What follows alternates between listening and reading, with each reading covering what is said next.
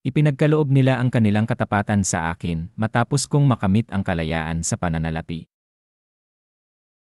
Agarang niyakap ni Liu Menglu si Shen Yuan at hinalikan ito, sabay sabing, kahit anong kotse basta mas mababa sa 3 milyon at ako ang pipili. Shen Yuan, mahal na mahal kita.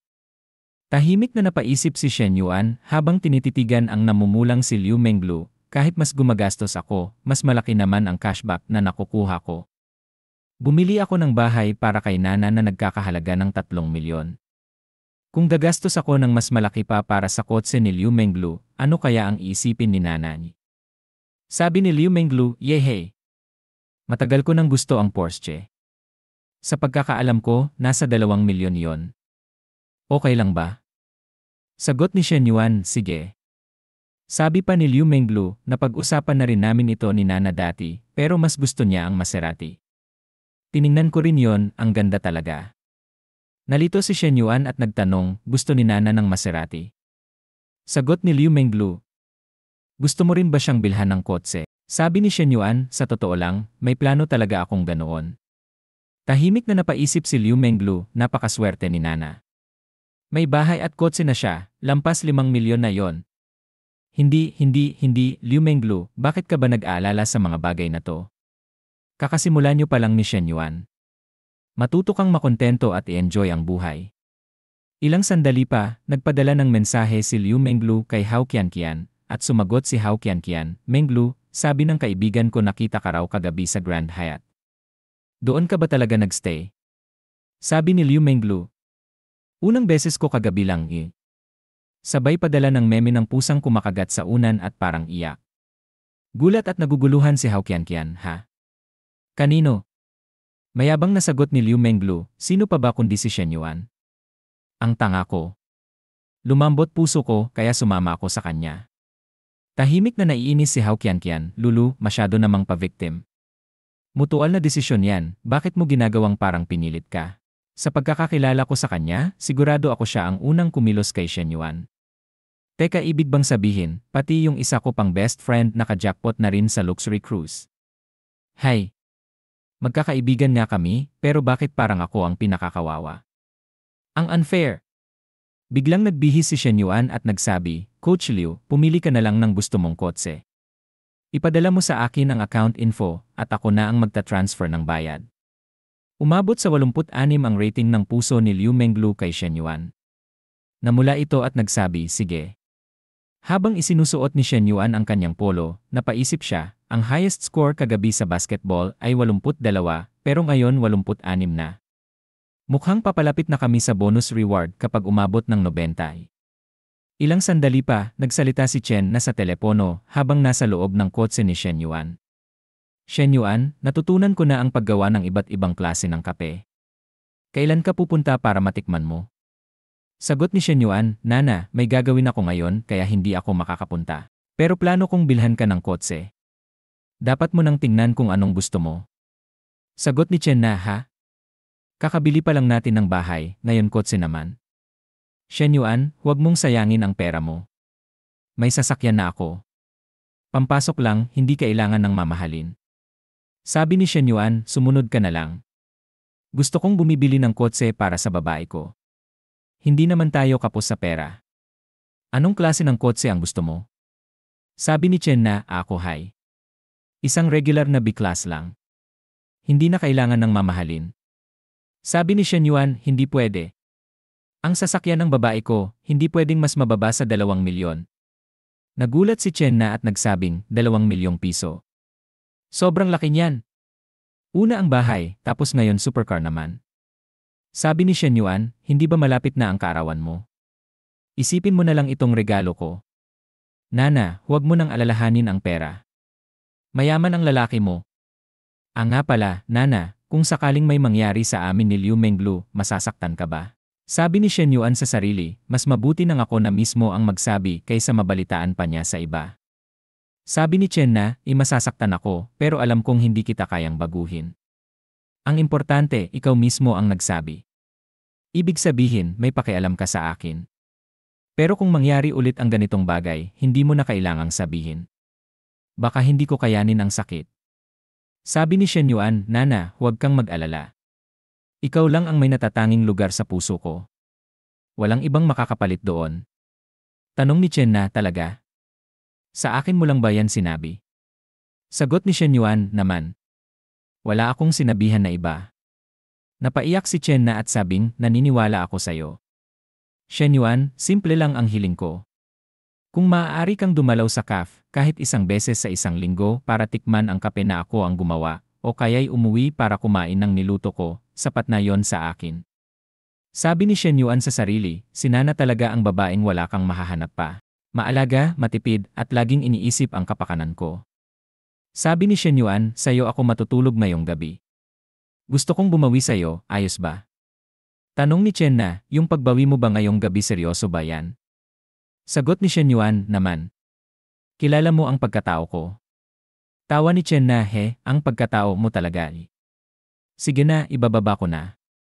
May asikasuhin pa ako sa tindahan. Pawis na pawis si Shen Yuan at sabing sa sarili, ang hirap maging playboy.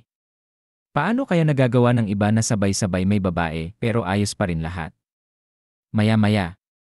Bumaba si Tagapayo Lixiao, bit-bit ang mga kahon ng gamit niya palabas ng gusali.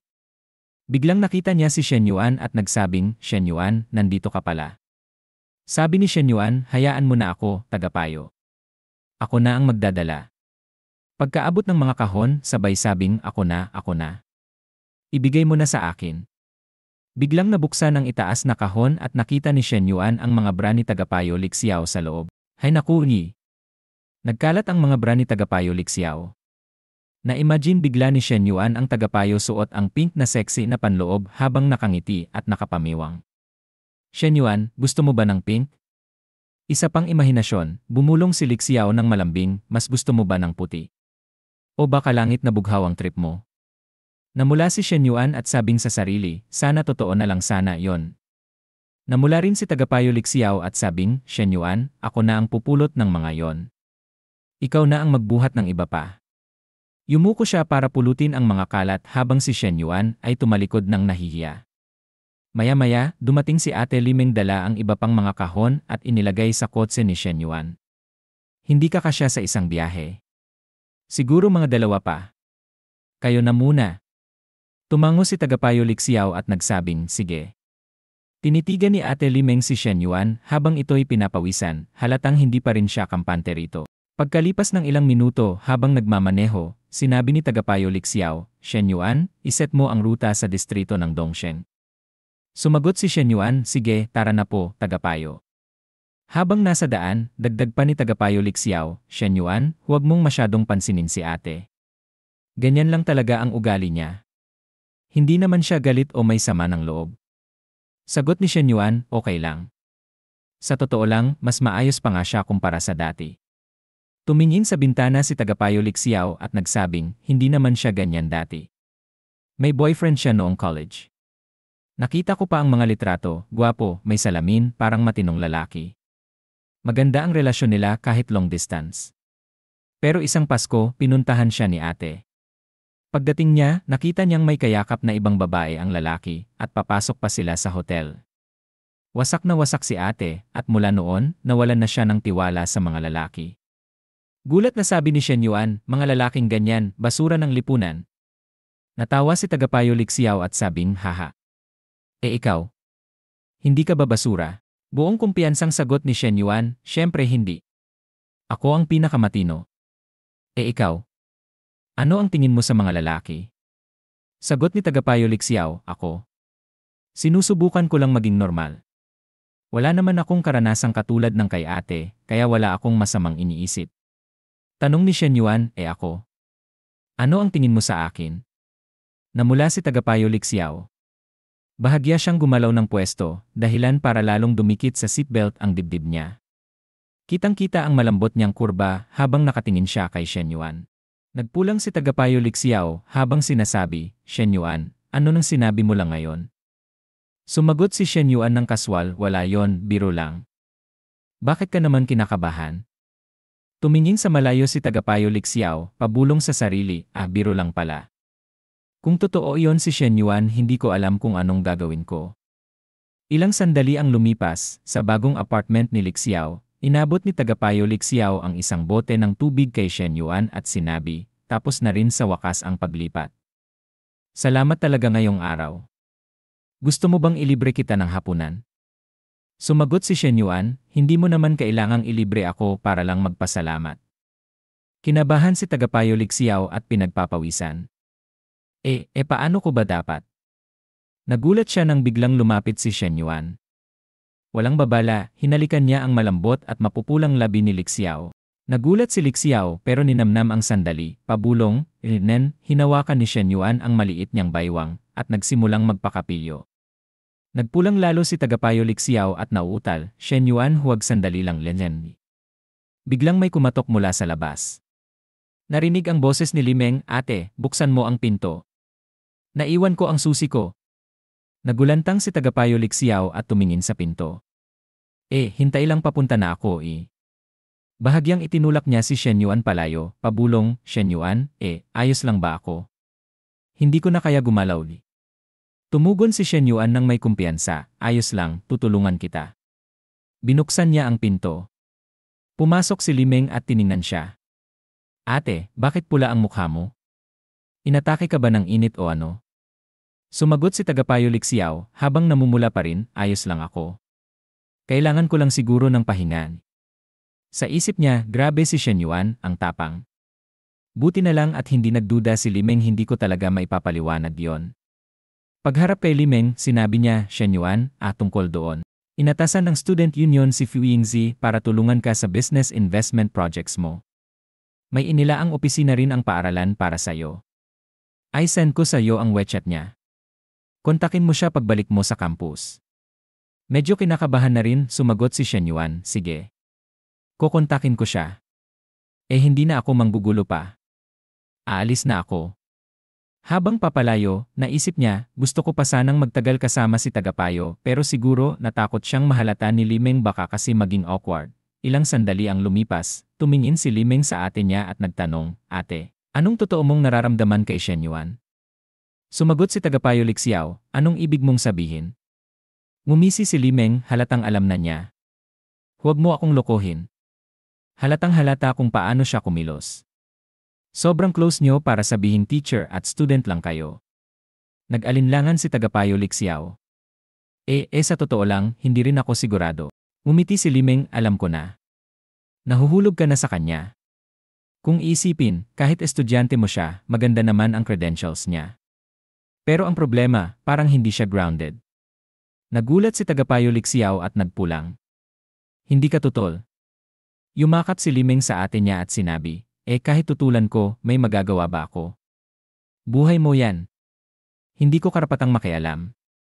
Bilang kapatid mo, ang masasabi ko lang, buksan mo ang mata mo. Tignan mo kung karapat-dapat ba talaga siyang mahalin. Tumingin sa ibaba si tagapayo Lixiao, mahina ang boses.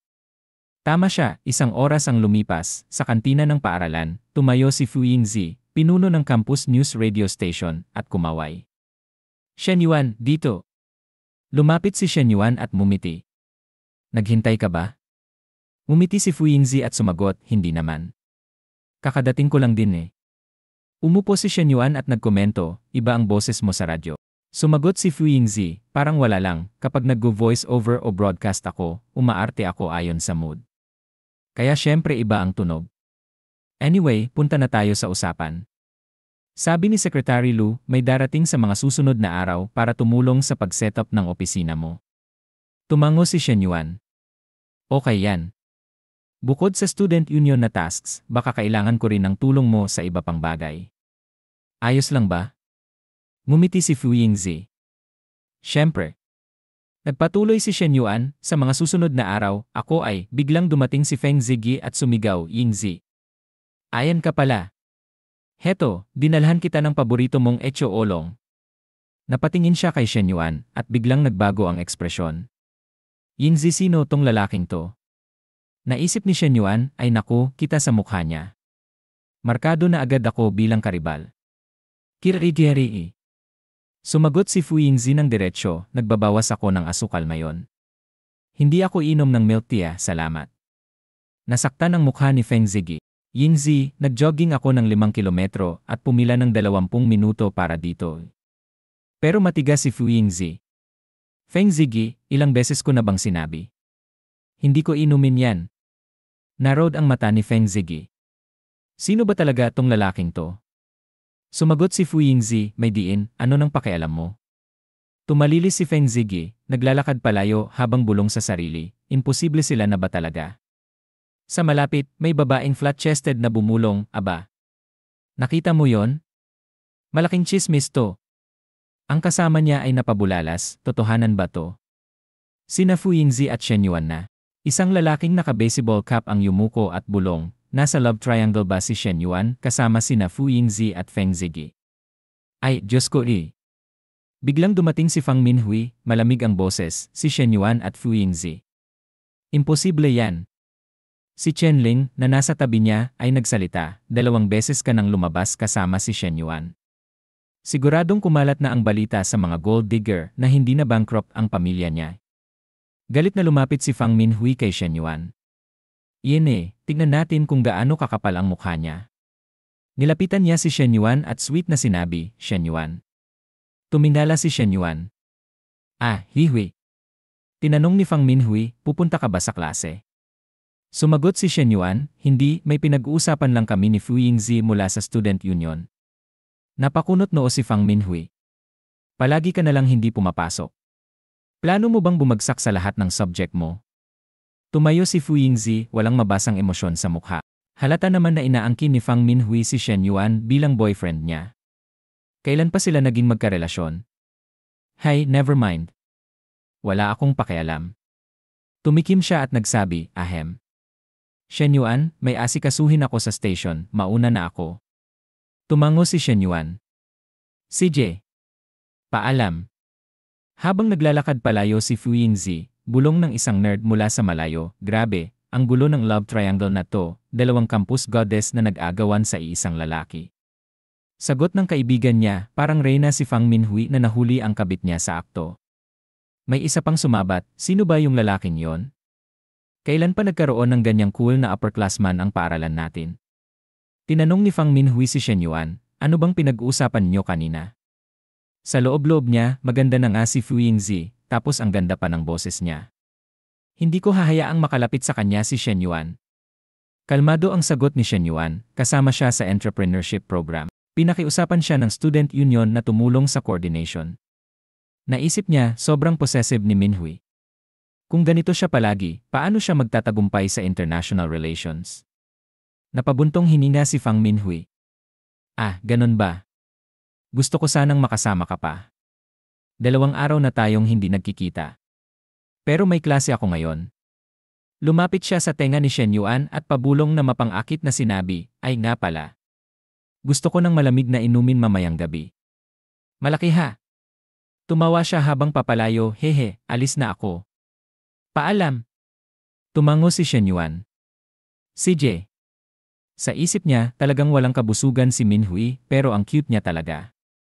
Biglang tumulog ang cellphone niya. Sinagot ito ni Shen Yuan at sinabi, hello. Coach Liu. Anong meron? Malambing ang boses ni Liu Menglu sa kabilang linya, love, nakita ko na yung kotse na gusto ko. Available siya ngayon, at ang final price pagkatapos ng discount ay 2,052,000. Hindi nag-alinlangan si Shen Yuan, isend mo lang sa akin ang account ng tindahan. Ay te-transfer ko agad ang bayad. Napangiti si Liu Menglu, tuwang-tuwa sa pagiging galante ni Shen Yuan. Okay, love. Love you, Tsop, idinagdag pa niya, Yila the way, tutuloy ba tayo sa Junyo mamaya? May dala akong 2 outfit, yung mga gusto mo. Gusto kong isuot yon para sa'yo. Nagtaka si Shen Yuan, alin doon? Hindi ko na maalala. Tumawa si Liu Menglu, malalaman mo mamaya. Napaisip ng malalim si Shen Yuan, ini-imagine sina Chen Na, Fang Minhui, at Liu Menglu. Pero nangako ako kay Nana na sasamahan ko siya ngayong araw, tapos gusto ni Minhui ng malamig na inumin ngayong gabi. At si Coach Liu naman may special na plano pa. Kanino ako sasama? Kay Nana, kay Minhui, o kay Coach Liu? 3 babae sobrang hirap pumili.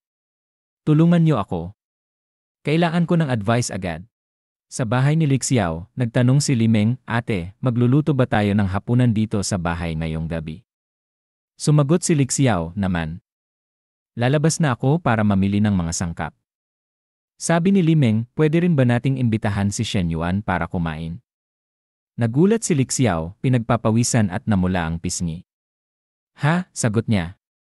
Sabi ni Limeng, i-message mo lang siya para pumunta. Para yang pasasalamat natin, malaki ang naitulong niya ngayon. Sabi ni Lixiao, ganan? Ano na namang binabalak mo?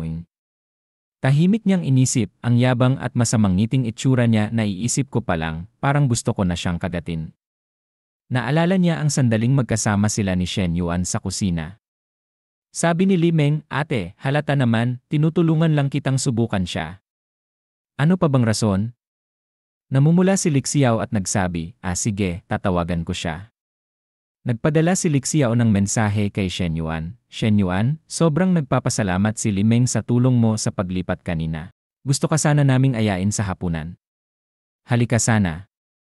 Nang matanggap ni Shen Yuan ang mensahe, naisip niya, anong klaseng sakunang may kinalaman sa mga babae ang napasukan ko ngayon? Ang daming lumalapit sa akin. Kahit ang isang time management master ay mahihirapan sa ganito. Kalokohan. Kapag sumobra sa kagat, mapapagod lang ako. Mas mabuting tanggihan ko na lang ng maayos sina Huihui at Coach Liu. Pagkalipas ng ilang sandali, binuksan ni Lixiao ang pinto, namumula at pinagpapawisan. Pasok ka, maupo ka muna, sabi niya. Sandali pa bago matapos ang hapunan. Pumasok si Shen Yuan, tumingin-tingin sa paligid at nagsabi, sige, parang bahay ko na rin ito. Gawin mo lang ang kailangan mo. Habang pinapanood niya ang kaakit-akit na katawan ni Lixiao, habang patakbong bumalik sa kusina, naisip ni Shen Yuan, gaya ng inaasahan sa isang counselor, napakabilis niyang naging maaliwalas ang bahay. Lumapit siya sa kusina. Saan si Limeng? Tanong niya. Sumagot si Lixiao, naliligo pa siya. Nagpatuloy siya sa pagluluto. May pag-aalinlangan si Shen Yuan, ganun ba? Lumingon si Lixiao at sinabi, Shen Yuan, huwag ka nang lumapit dito. Bakit ka ba kinakabahan? Gusto ko lang namang tumulong, sagot niya habang lumalapit. Hindi na kailangan, malapit na itong matapos, magpahinga ka muna sa sala, sabi ni Lixiao. Okay lang, sasamahan na lang kita dito sa kusina, sagot ni Shen Yuan habang lalong lumalapit. Nairita na si Lixiao, sige na nga. Dito ka lang sa layo na ito, sapat na yan para mag-usap tayo, sabay iwas ng tingin at namula. Ngumiti si Shen Yuan, lapit. May kalahating metro pa tayo. Shen Yuan, ikaw anong balak mo? Sagot ni Lixiao, nanginginig ang tinig. Hinila siya ni Shen Yuan at idinikit sa kanya, ramdam ang malambot at malaking dibdib ni Lixiao. Wala naman. Bulong ni Shen Yuan. Early, nandito rin ang kapatid ko Bulong ni Shen Yuan, naliligo pa siya, di ba? Alam mo naman, mga babae, ang tagal sa banyo. Hindi pa yan tapos. Habang hinihipo ni Shen Yuan si Lixiao sa likod, nataranta si Lixiao, huwag. Shen Yuan. Huwag dyan. Hinagkan siya ni Shen Yuan habang hinihimas ang kanyang tiyan. Mula sa banyo, sumigaw si Limeng, ate, tapos na akong maligo. Luto na ba ang hapunan? Mabilis na itinulak ni Lixiao si Shen Yuan palayo. Okay lang. Huwag kang magpanik, sabi ni Shen Yuan. Ayos ng strap si Lixiao at nagsabi, huwag mo nang ulitin to, pag ganyan ka pa rin sa susunod, ako talaga. Sabi ni Shen Yuan, alam mo naman ang nararamdaman ko sa iyo, counselor. Paglipas ng ilang sandali sa hapagkainan. Sabi ni Shen Yuan kay Lixiao, counselor, ang sarap ng luto mo. Baka ampunin ka ni Chef Gordon Ramsay bilang anak. Umirap si Limeng, tigilan mo ang bulahan, hindi na dadala ang ate ko sa ganyan. May ilang tanong ako sa iyo, Shen Yuan. Sure, tanong ka lang, sagot niya. Gaano karaming girlfriend na ang nagkaroon ka? 2 lang. Bakit? Pinagpapawisan siya at inisip, parang interrogation pero 2 lang ang naging opisyal. Isa noong high school at si Zhu Wanting. Yung iba hindi malalaman ng kahit sino. Sabi ni Limeng, Ibig sabihin, medyo marami ka na ring karanasan. Ang ate ko kasi, ni minsan, hindi pa nagka-boyfriend. Kung masyadong sanay na ang lalaki, baka mauto siya. Naisip ni Shen Yuan habang nagpapawis, 2 lang at marami na agad. Pag nalaman niya tungkol kina Huihui, Nana, at Lulu baka himatayin siya. May mga kapatid ka ba? Tanong ni Limeng, may nakababata akong kapatid na babae. Anong edad na niya? Senior high school na. 18.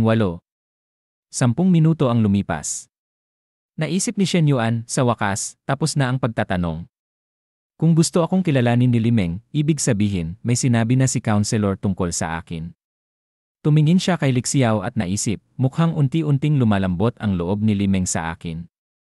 Magandang senyales yan, di ba, Counselor? Itaas niya ang paa at dahan-dahang nilaro ang sakong ni Lixiao.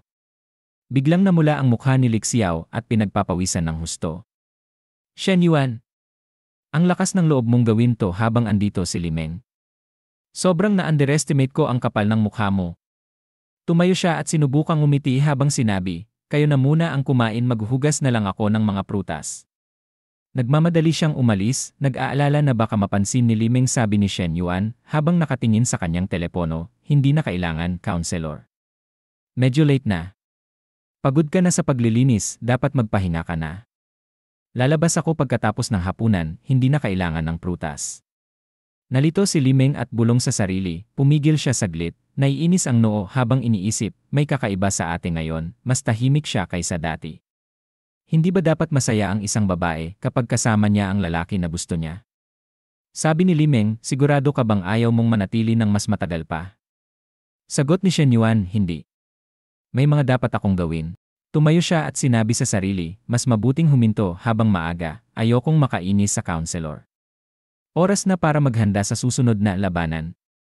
Pagkatapos umalis ni Shen Yuan, inumang ni Limeng ang kanyang mga braso at sinabi, Ate, natanong ko na ang lahat, mga tanong na gusto mong itanong at yung mga hindi mo sinabi. Payo ko. Subukan mo pa siyang mas mabuti. Naalala ni Lixiao ang lahat ng pagkakataon na mag-isa lang sila ni Shen Yuan sa isang silid. Sabi niya sa sarili, mas matanda at independent si Shen Yuan kaysa sa karamihan ng mga lalaki, pero sobra siyang matapang. Hindi pa kami magkarelasyon, pero ganito na siya, kumilos ako siya. Sa ibang eksena, sa apartment ni Chen Na, sabi ni Chen Na, Shen Yuan, hindi mo ba sinabi na dadalawin mo ang caf at susubukan ang kape ko? Anong bilis? Habang hinila siya ni Shen Yuan papasok, sabi niya, meron ka pa bang gray na business suit at itim na stockings? Anong? Sagot ni Chen Na, habang nagpapawis at pinagmamasdan si Shen Yuan na binubuksan ang kanyang drawer. Sabi ni Shen Yuan, hulaan mo. Hindi mo ba sinabi na ngayong gabi ay proper makeup session? Sinabi mong pagkakatiwalaan kita, nakalimutan mo na ba? Seryoso to. Gagawa ako ng makeup ng ilang daang milyong beses ng sabay-sabay, sabi ni Shen Yuan. Ako, hindi ko ibig sabihin ang ganyang klase ng kompensasyon. Sagot ni Chen Na. Pagkalipas ng ilang sandali, isuot ni Chen Na ang kanyang sexy na work clothes mula sa car dealership, tumalikod habang namumula at sinabi, Shen Yuan, bakit ganito ang mga lalaki? Sabi ni Shen Yuan, maintindihan mo rin balang araw. Palapit siya kay Chen Na. Lanalanan ni. Sagot ni Chen Na. Pagkalipas ng 1 oras at kalahati, nararamdaman ni Chen Na ang buong kompensasyon ni Shen Yuan mula sa likod habang nanginginig siya sa kasiyahan. Pagkalipas ng ilang sandali, pagod na humiga si Chen Na sa kama at ang kanyang affection rating kay Shen Yuan ay nasa 70. Sabi ni Shen Yuan, iniisip, grabe, lumampas ng 70. Kaya pala epektibo tong class ng exercise para tumaas ang affection points.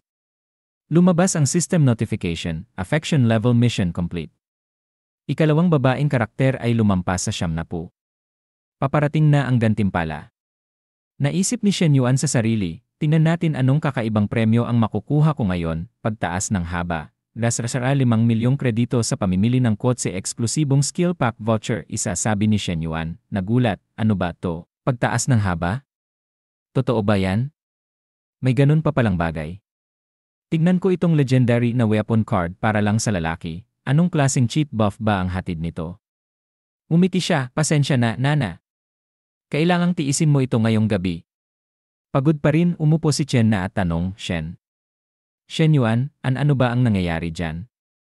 Sabi ni Shen Yuan, Nana, hindi mo balang tinanong kung bakit gusto ng mga lalaki na makita ang mga babae na nakaganyan? Ito ang sagot.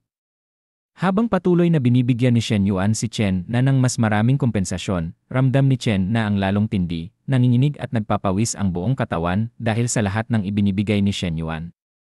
Pagkalipas ng ilang segundo, sumigaw si Chen Na sa tuwa, Shen Yuan. Pagod na humiga si Chen Na sa kama, nanginginig ang balat sa kasiyahan, at sabi, Shen Yuan, bakit parang iba ang pakiramdam ko ngayon, parang nilulubog ang katawan ko eh. Ngumiti si Shen Yuan, iba paano? Tinitigan niya ang magandang mukha ni Chen Na. Sana iba, sagot ni Chen Na. Marami pang sorpresa para sa iyo mamaya, sabi ni Shen Yuan. Tama eh. Sagot ni Chen Na habang tuluyang nagpapahinga. Iniisip ni Shen Yuan, ang estado ni Nana ngayon ay parang pinakamataas na papuri na pwedeng makuha ng isang lalaki. Kung ganito pa ang pag-unlad baka may sumabog na mangyari sa susunod. Sabi ni Shen Yuan sa sarili habang tinitingnan ang system, sige, tignan ko nga kung ano talaga ang ginagawa ng eksklusibong skill card na ito.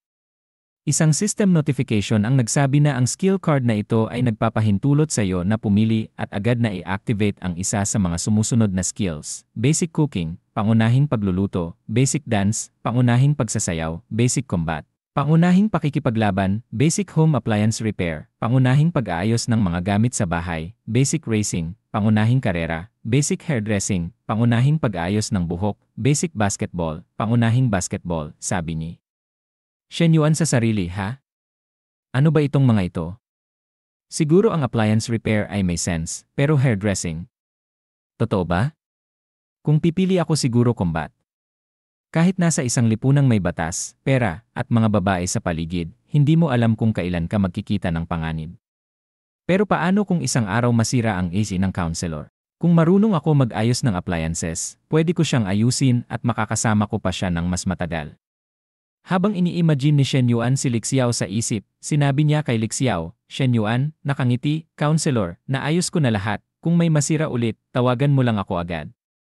Sabi ni Counselor Lixiao, mukha kang pagod at pawisan, heto, pahiran kita. Kinuha niya ang good morning towel at nagdikit-dikit ng mapangakit na sinabi, sa buong katawan mo rin. Habang binubuksan niya ang pantalon ni Shen Yuan, namumula siya. Shen Yuan, iniisip, appliance repair ang pinakamabuting piliin. Nagliyab ang mga mata niya sa determinasyon at may singaw na lumalabas sa ilong niya. At sinabi niya sa sarili, sa tingin ko na figure out ko na ang pattern ng reward mula sa system daddy na yon. Bawat babae parang nagbibigay ng mas magagandang gantimpala kaysa sa nauna. Yung susunod na maabot ang 70 sa affection ay mas bongga. Shen Yuan, excited, sino ang susunod na maabot ang 70? Nasisiyahan na ako eh. Biglang tumunog ang telepono ni Chen Na. Umupo siya at sinagot, hello, nanay. Ano? Ganun ba kaseryoso? May sapat na ba kayong pera? Gusto mo bang mag-transfer ako ng konti ngayon? Pupunta ako agad di. Sige, kung may mangyari, agad mong sabihin. Umupo si Shen Yuan at hinawakan ang malambot na likod ni Chen Na. Nana, anong nangyari? Masabi mo sa akin.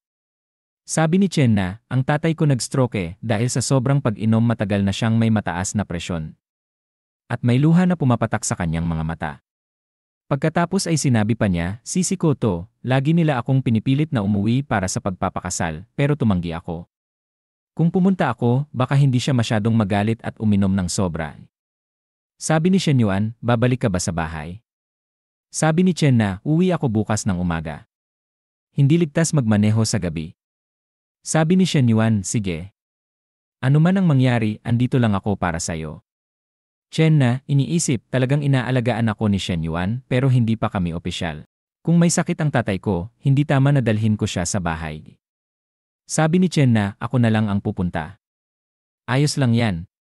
Sabi ni Shen Yuan, kung kailangan mo ng pera o tulong sa pag-transfer sa ospital, sabihin mo lang. Aayusin ko. Sabi ni Chen Na, salamat, Shen Yuan.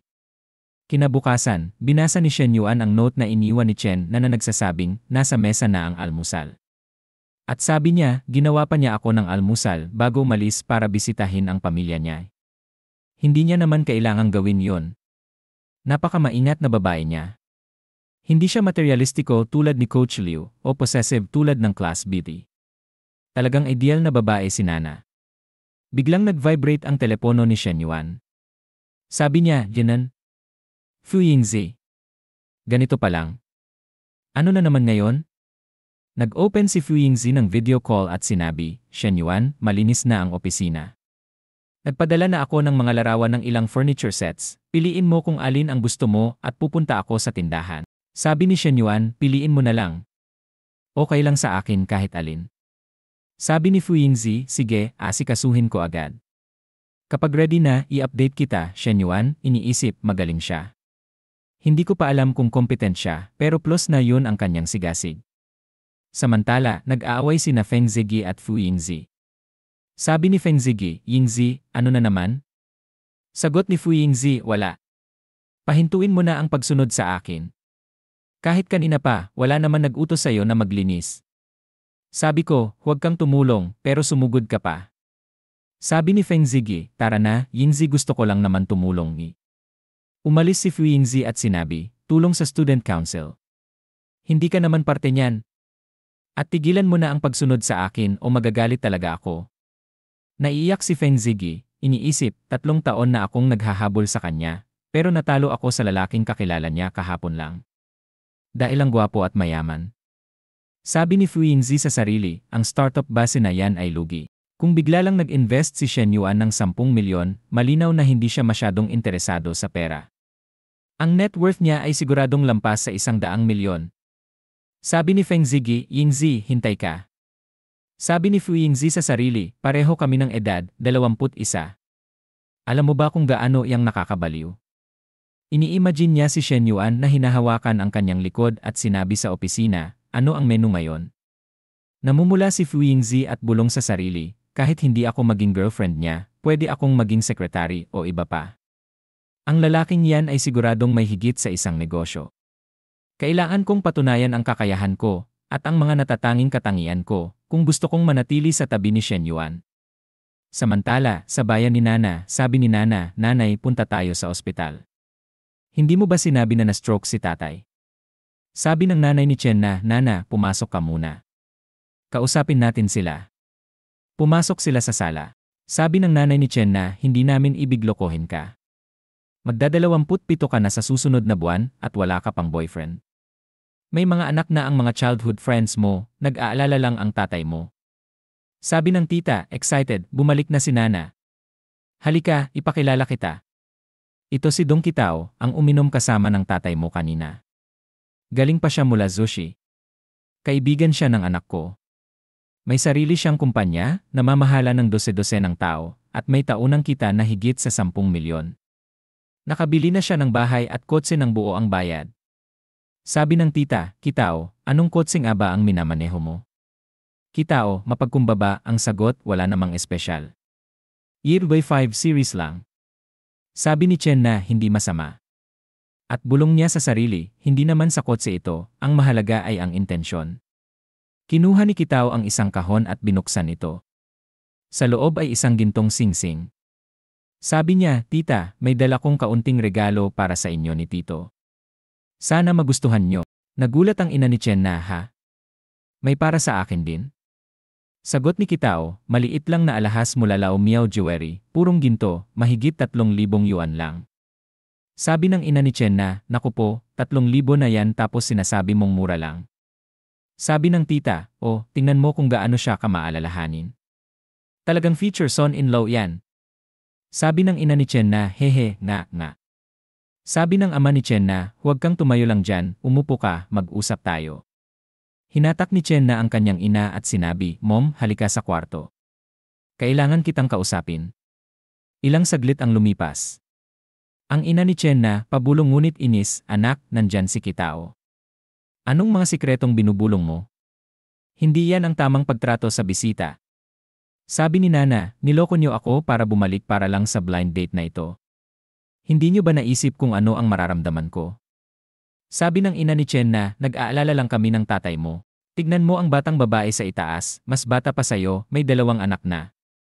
Sabi ni Nana, bakit kailangang ikumpara kami sa kanila? Ayoko nang ang makipagtalo. Habang kinuha niya ang kanyang telepono at nagpadala ng mensahe kay Shen Yuan, Nana, Shen Yuan, sobrang inis ko. Wala naman sa ospital ang tatay ko, nagsinungaling sila para lang pauwiin ako para sa blind date. Babalik ako mamayang hapon. Shen Yuan, sumagot agad, pababa na ako ng highway. I send mo sa akin yung location mo. Nana, gulat at litong iniisip, ano? Pupunta rito si Shen Yuan? Anong balak niyang gawin? Siya ba ay plano niyang? Nana, namumula, excited na sinabi sa ina, Mom, may kaibigan akong darating mamaya. Sabi ng ina ni Chen na, kaibigan. Lalaki o babae?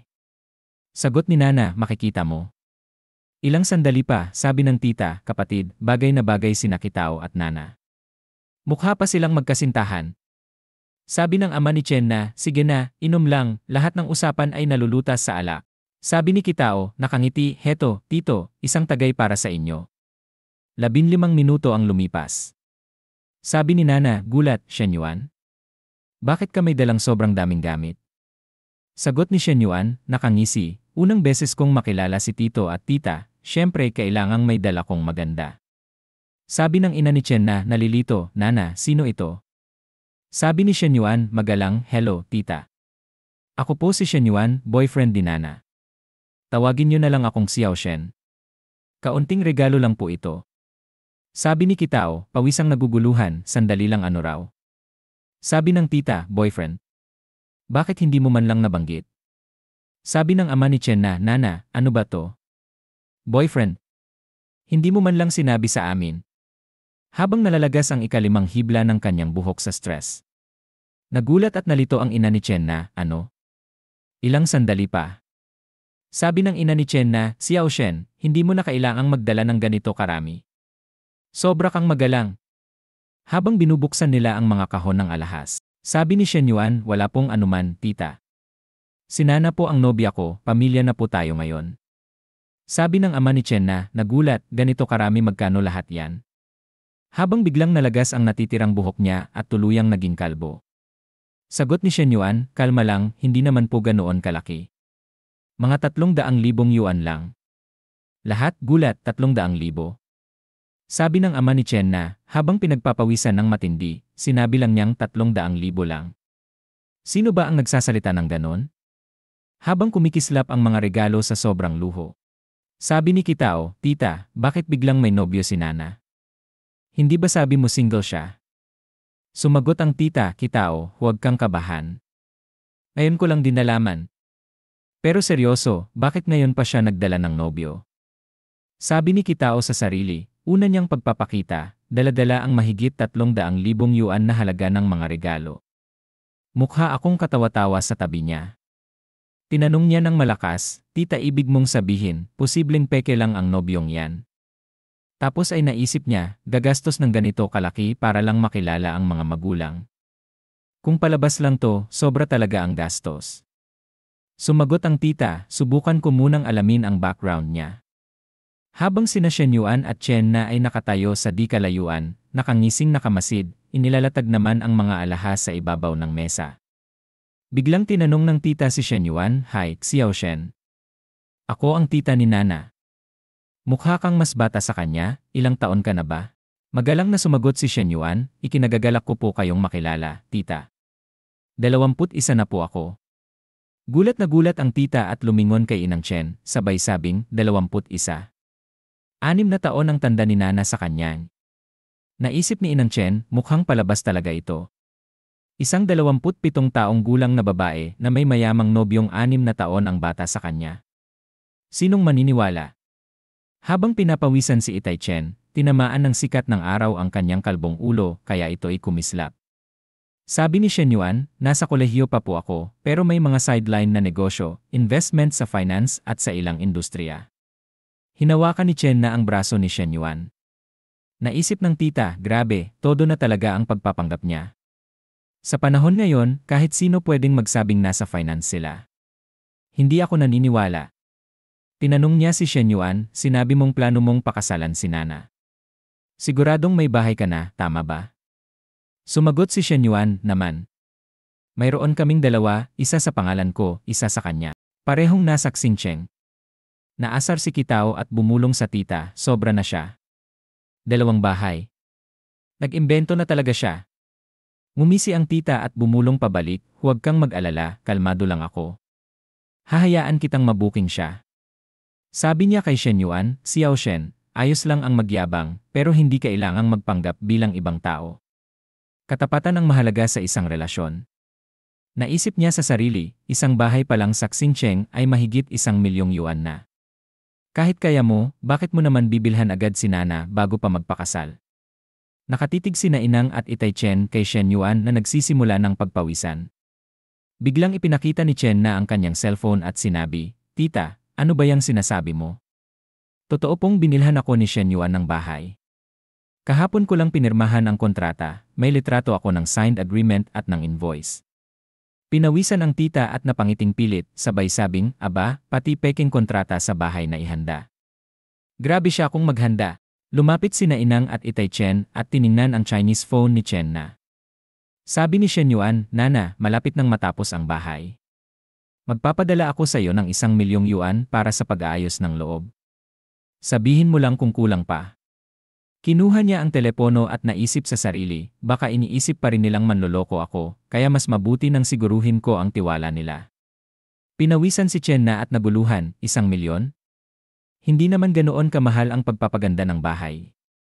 Bigla siyang nakatanggap ng mensahe mula sa bangko, ang iyong account na nagtatapos sa 5854 ay nakatanggap ng 1,000,000 yuan noong alas 12:18 ng tanghali, ika-19 ng Mayo. Tiningnan ni Inang Chen ang cellphone at napabulalas, 10,000,000 1,000,000. 6 Kumikinang ang ulo ni Itay Chen habang sinasabi, "Totoo ngang 1,000,000 yon."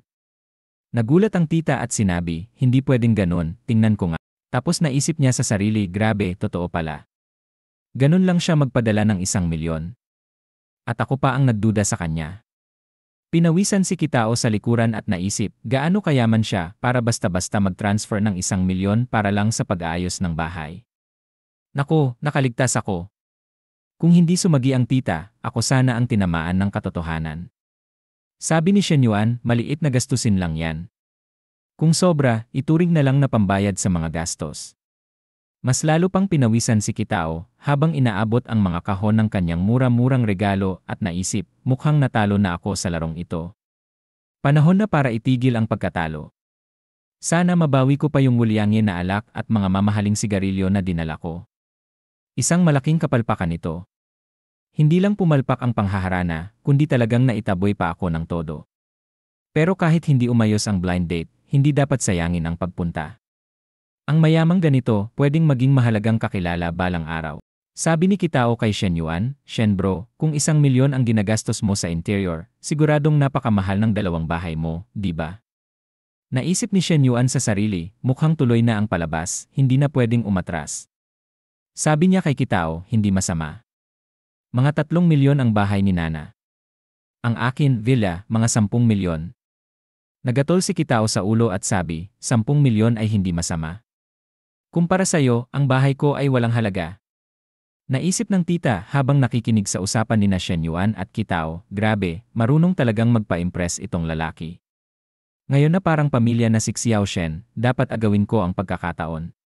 Bigla siyang tumingin kay Shen Yuan at namula habang sinabi, Xiao Shen, ang ibig kong sabihin, Presidente Shen. Pasensya na sa sinabi ko kanina, madalas akong magsabi ng diretsyo. Sabi ni Shen Yuan, walang anuman, tita. Pamilya na tayo ngayon. Sabi ni Itay Chen, sa susunod, huwag na masyadong formal. Sabi ni Inang Chen, tama, napaka-considerate mo. Biglang sumigaw ang kapatid ni Chen na, tatay, inay.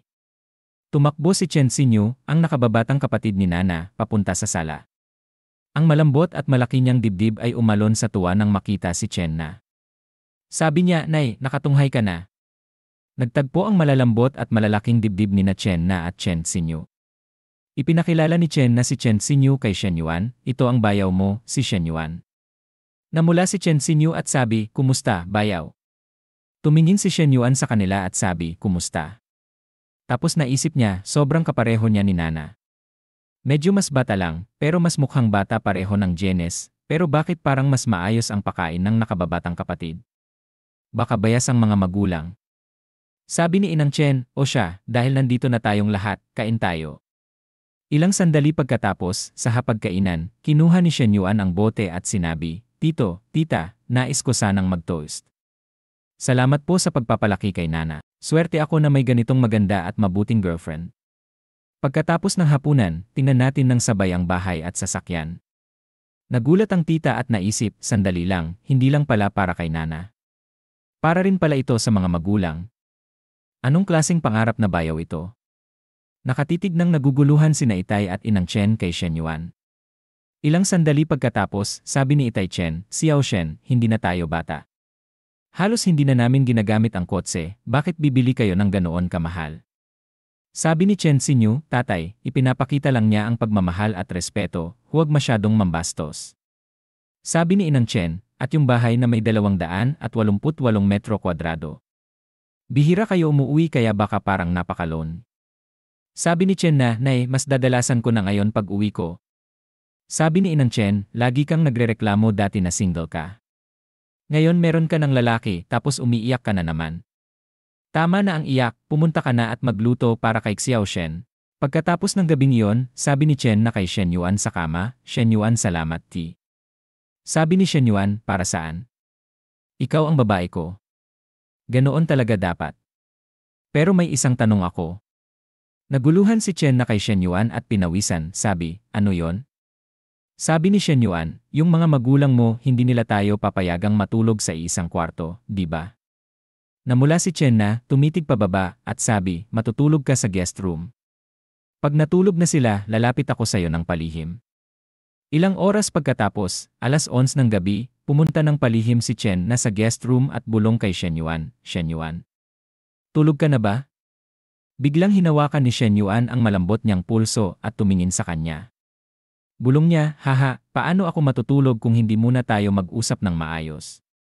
Ibinaba ni Shen Yuan si Chen na at sabi, Nana, hindi ka nagsusuot wow, kilala mo talaga ako. Bigla nang may naramdaman si Chen na sa pagitan ng mga hita niya habang tinatakpan ang bibig at nanginginig sa kasiyahan, pinapawisan. Habang patuloy na nilalaro ni Shen Yuan siya, patuloy na nanginginig si Chen na.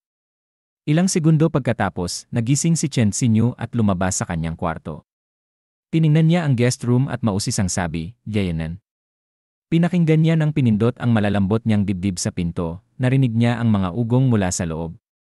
Sumilip siya sa loob, nagulat, pinawisan, at namula. Nagulat siya nang makita si Shen Yuan na nilalaro si Chen na sa kama, habang nanginginig si Chen na at pawis na pawis ang seksi niyang katawan. Lumaki ang mga mata ni Chen Xinyu habang patuloy siyang nakatingin sa loob at naisip, kahit na nakita ko na yang mga videos na ganyan kasama ang mga kaklase ko marinig ng malapitan ang mga tunog na yan. Sis bayo talaga namang malakas siya. At dito na nagtatapos ang video natin ngayon. Maraming salamat sa panonood, sobrang na-appreciate ko kayo lahat. Kung nagustuhan nyo ang content, huwag kalimutang i-like at mag-subscribe para hindi nyo ma-miss ang susunod na mga videos. May gusto kayong sabihin o may tanong? Mag-comment lang sa baba, gusto kong marinig ang opinyon nyo. Hanggang sa susunod mga kagoto. Stay awesome, stay curious, at kita-kits sa next video.